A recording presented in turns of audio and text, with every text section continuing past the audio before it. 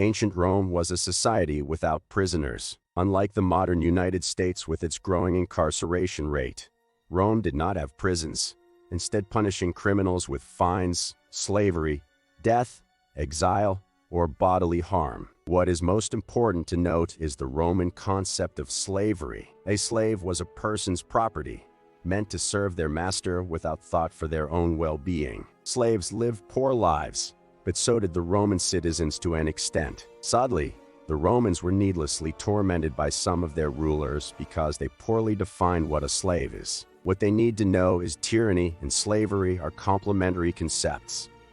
As tyranny grows, slavery becomes more apparent and integral to daily life in ancient Rome. Looking at Roman history, it is obvious how little the Romans cared about slavery, thus the natural rights of people. Starting with Rome's birth, Rome began as a country without much tyranny or slavery within its society. The ancient historian Livy gives us more insight into this Roman world. He detailed how Romulus founded Rome with the help of shepherds who dreamed of founding a city larger than their neighbors, Alba and Lavinium. Clearly, Romulus did not force these people to act according to his will, nor did they force him. However, Romulus did kill his brother Remus in an attempt to secure his spot in the throne, thereby becoming the sole ruler of Rome. Although true, this was not tyrannical in nature simply because Romulus and Remus did not have any authority over each other at the time, making their quarrel fair if anything. Livy continues, telling how Rome expanded its territory through annexation,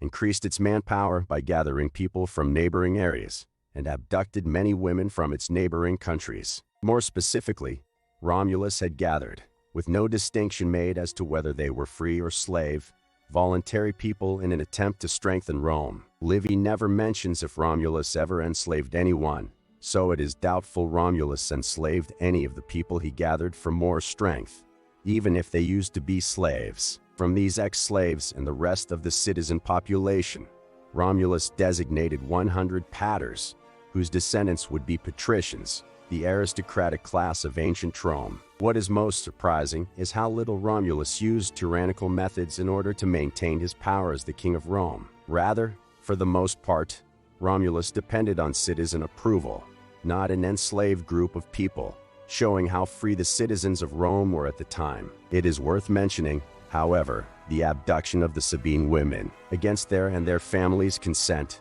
Romulus had his men abduct the women during the Consuelia, an act tyrannical in nature. In response, the Sabines invaded Rome but were stopped when supposedly the Sabine women, who were married with their abductus, went into the middle of the battlefield begging both sides to stop their violence. Most importantly, the women did not desire to be rescued by the Sabines, but wanted to live with both their husbands and families. Obviously, the Roman abductus treated their wives well, and it can be inferred Romulus advocated for their fair treatment as Roman citizens. The abduction of these women was not made with ill intent.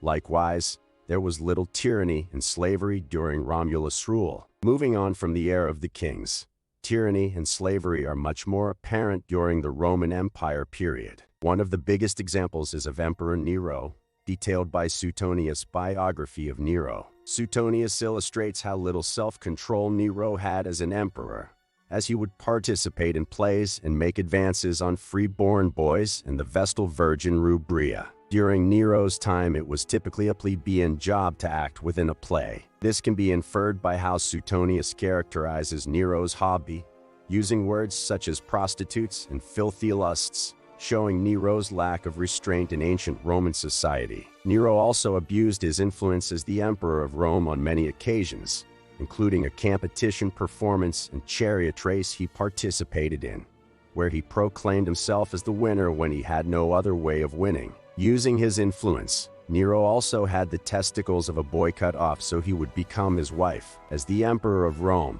Nero tyrannically manipulated the world around him to mold his narcissistic ideals into reality. Nero is a massive tyrant for his time, so slavery naturally followed him. Aside from seducing whoever he pleased, he also delayed the payment of his soldiers and veterans when met with hard economic times. At Nero's will, his soldiers and veterans can be dropped to the level of a legal Roman slave, a man who works without pay. He was not fond of criticism either, punishing anyone who broke what Suetonius called treason law. In particular, his mother criticized and annoyed Nero until he made several attempts at matricide, successfully killing her. To Nero, no one was an exception.